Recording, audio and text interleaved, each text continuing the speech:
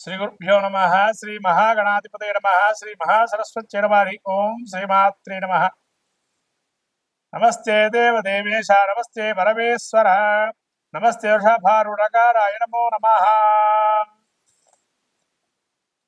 మార్చి రాశి ఫలితాలు, పాల్గొన మాసం యొక్క రాశి ఫలితాలు చెప్పుకునే ముందు మనము ఈ యొక్క మహత్తరమైనటువంటి మార్చి మాసంలో మనకు వచ్చేటువంటి పండుగల్లో ముఖ్యంగా నరసింహస్వామికి సంబంధించినటువంటి ఉత్సవాలు, నరసింహ ద్వాదశి అని, ఆమలక పూజ అని అదే రోజున, అట్లానే కామదహనం. ప్రత్యేకంగా మనకు సకలమైనటువంటి కీడులు, అంటే కీడు అనేది ఇక్కడ కాదు, ఇక్కడ కోరిక మనసులో ఏది సంచరించకుండా జన్మరాహిత్యం పొందటానికి ఏకైక రోజు కామదహనం. ప్రత్యేకంగా మనకు పురాణాలు చెప్పబడినటువంటి కామదహనం. కాబట్టి ఈ కామదహనంలో ఎవరికైతే ఇబ్బందులుగా జీవితంలో అనేక బాధలు పడుతున్నటువంటి వారు ఎవరైతే ఉన్నారో వాళ్ళందరూ కూడా ఈ కామదహనం రోజు ఆ యొక్క కోరికలన్నీ నశించిపోయి అన్ని రకాలైనటువంటి ఇబ్బందుల నుంచి బయటపడేయాలని సాక్షాత్తు ఆ పరమేశ్వరుడు యొక్క త్రినేత్ర ధారి అయి ఆ కాముడిని అంటే ఇక్కడ మన్మధుడిని దహింపజేసేటువంటి సంఘటన మనకు చోటు చేసుకోవటం, తద్వారా సమస్తమైన కోరికలు నశించిపోయి పరమాత్ముడి యొక్క సాన్నిధ్యం పొంది ఆ యొక్క కొత్త వసంతాల్ని, అదే వసంతోత్సవంగా చెప్పబడింది. ఇటువంటి వసంతోత్సవాన్ని మళ్ళీ కొత్త రంగులు పులుముకోవాలి జీవితంలో అని చెప్పి మనకు జీవితంలో ఈ పాల్గొన మాసంలో వచ్చేటువంటి మహాలక్ష్మి జయంతిగా ఉత్తర భారతంలో ప్రత్యేకమైనటువంటి ఈ యొక్క మనకు తెలుపబడింది.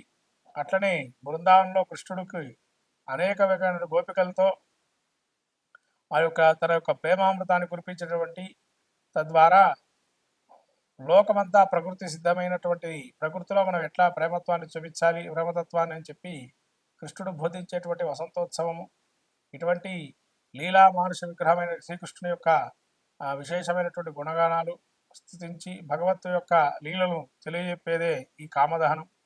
అట్లానే మనకు చివరగా ఇంకా ఈ యొక్క మాసంలో లక్ష్మీ సింహస్వామికి సంబంధించి ప్రత్యేకమైనటువంటి స్వయంభూ దేవత స్థలాల్లో అనేక ఉత్సవాలు జరపటం. అట్లానే మనకు మన రాష్ట్ర ముఖ్యంగా యాదగిరిగుట్టలో స్వర్ణ గోపుర విమానోత్సవాన్ని కుంభాభిషేకాన్ని చేయటం అటువంటి మహత్తరమైనటువంటి మాసంగా పరిగణింపబడుతుంది. కాబట్టి పాల్గొన మాసంలో ఆ నరసింహం యొక్క క్షేత్రాలు దర్శనం చేసుకొని ఆ నరసింహుడి యొక్క అనుగ్రహాన్ని పొందాలని ఈ యొక్క ఆ యొక్క పాల్గొన మాసంలో, అట్లానే త్రినేత్రధారి అయిన ఈశ్వరుడు యొక్క స్వరూపాన్ని, ఈశ్వర తత్వాన్ని గ్రహించడానికి, పరమాత్మ యొక్క స్వరూపాన్ని తెలుసుకోవడానికి ఆ యొక్క ఈశ్వర అంటే పుణ్యక్షేత్ర దర్శనం చేసుకోవటం. అట్లనే కొత్త ఉగాదికి మనకు అనేక రకాలైనటువంటి ఇబ్బందులను తొలగిపోయి నూతనమైనటువంటి మళ్ళీ సంవత్సరంగా మనకు ప్రసాదించే అనేక దేవత తీర్థక్షేత్ర దర్శనాలు, ఇటువంటివన్నీ కూడా ఈ యొక్క పాల్గొన మాసంలో చేసుకుంటే విశేషమైనటువంటి ఫలితాన్ని పొందుతారని మనకు ధర్మ శాస్త్రం తెలుపబడింది. కాబట్టి ఈ మాఘమాసంలో ఇటువంటి మహత్తరమైన పుణ్య పర్వదినాలను మనం చేసుకుని సాక్షాత్ ఆ యొక్క ఈశ్వరుడు అట్లానే మహావిష్ణు స్వరూపమైన నరసింహస్వామి అనుగ్రహాన్ని పొంది సకలమైన విజయాలు పొందాలని ఈ యొక్క పాల్గొన మాసంలో మనం ముందుగా ద్వాదశ రాశి ఫలితాలు చెప్పుకుందాం. మకర రాశి గ్రహస్థితి చూసినట్టయితే ముఖ్యంగా ఉత్తరాషాఢ నక్షత్రం 2, 3, 4 పాదాలు, శ్రవణ నక్షత్రం 4 పాదాలు, ధనిష్ట నక్షత్రం 1, 2 పాదాలు మకర రాశివి. ఈ మకర రాశి గ్రహస్థితి చూసినట్టయితే ముఖ్యంగా ద్వితీయంలో రవిశనుడు, మళ్ళీ తృతీయంలోకి రవి వెళ్తున్నాడు. అట్లానే తృతీయంలో శుక్రబుధ రాహువులు, అట్లానే పంచమంలో గురువు, షష్టంలో కుజుడు.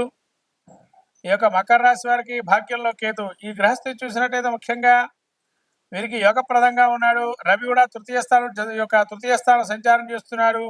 అట్లనే శని కూడా తృతీయ స్థాన సంచారం అద్భుత యోగాన్ని ఇస్తున్నది. అట్లనే శని కూడా వీళ్ళకి అనుకూలంగా ఉన్నాడు. 29 తర్వాత నుంచి కూడా తృతీయ స్థానం సంచారం చేస్తున్నాడు.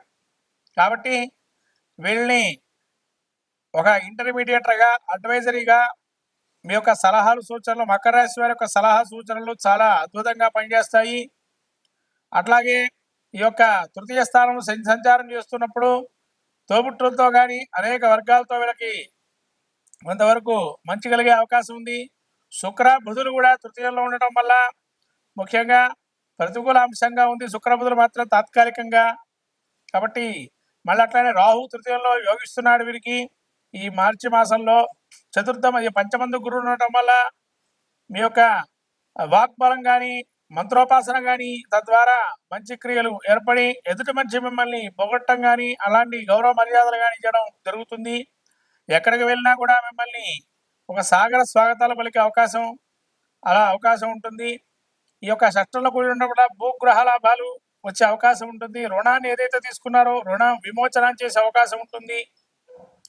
అట్లాగే కేతు భాగ్యంలో ఉండడం వల్ల జ్ఞాన వైరాగ్యాలు కానీ తీర్థక్షేత్ర కలాపాలు కానీ పుణ్యక్షేత్రాలు కానీ ఇవన్నీ కూడా అనుకూలమైన అంశంగా గోచరిస్తుంది. కాకపోతే భాగ్య భావాన కొన్ని విషయాల్లో ఎప్పుడో చేసిన తప్పులు వేలు చూపే అవకాశం ఉంటుంది కాబట్టి అవి కొంచెం జాగ్రత్తగా ఉండడం మంచిది. మొత్తం మీద మకర రాశి వారికి మార్చి మాసం అద్భుత యోగాన్ని గోచరిస్తుంది. ఈ మార్చి మాసంలో ముఖ్యంగా ఒక్క శుక్రుడు మాత్రం వ్యతిరేకంగా ఉన్నాడు కాబట్టి సాక్షాత్తు ఆ యొక్క కలియుగ వెంకటేశ్వర స్వామి అనుగ్రహాన్ని పొందడానికి వెంకటేశ్వర క్షేత్రం దర్శనం చేయటం, పద్మావతి అమ్మవారికి అనేక విధాలుగా పూజాది క్రతువులు చేయటం, కుంకుమార్చాది క్రతువులు చేయటం వల్ల మంచి ఫలితాలు గోచరిస్తాయి మకర రాశి వారికి. శ్రీమాత్రే నమః. మొత్తం మీద ద్వాదశ రాశి వారికి ఏంటనగా ఈ ద్వాదశ రాశి వారికి మార్చి మాసం పాల్గొన మాసంలో ఒక జాతకంలో కూడా దశాంతర దశలు కూడా చూసుకొని అదొక 50%, ఇదొక 50%గా గోచారాన్ని ఫలితాన్ని కూడా చూసుకోవాలి. తద్వారా ఫలితాలు ఉంటాయి, శుభ ఫలితాలు. అట్లాగే ఈ ద్వాదశ రాశి వారికి ప్రత్యేకంగా చెప్పడం ఏంటంటే ఈ మాసంలో ప్రత్యేకంగా శని మారే అవకాశం ఉంది కాబట్టి కొన్ని రాశుల వారికి మంచి, కొన్ని రాశుల వారికి చెడు జరిగే అవకాశం ఉంటుంది కాబట్టి వాళ్ళకి శని యోగప్రదురా కాదా తెలుసుకోవాలి జాతక చక్రంలో. అందుకని జాతక చక్రం పరిశీలన చేసుకోండి. యోగప్రదంగా ఉంటే మంచి ఫలితాలు, అవయోగప్రదంగా ఉంటే అవయోగ ఫలితాలు ఇస్తారు. ఇది అందరికి గమనించాల్సిన విషయం ద్వాదశ రాశుల వారు. కాబట్టి ఈ గమనించినటువంటి విషయాన్ని మీరు మళ్ళీ ఒకసారి పునఃసమీక్షించుకొని జాతక చక్రాన్ని తద్వారా దానికి సంబంధించిన శాంతి ప్రక్రియలు చేసుకోవటం అనేది మంచిది.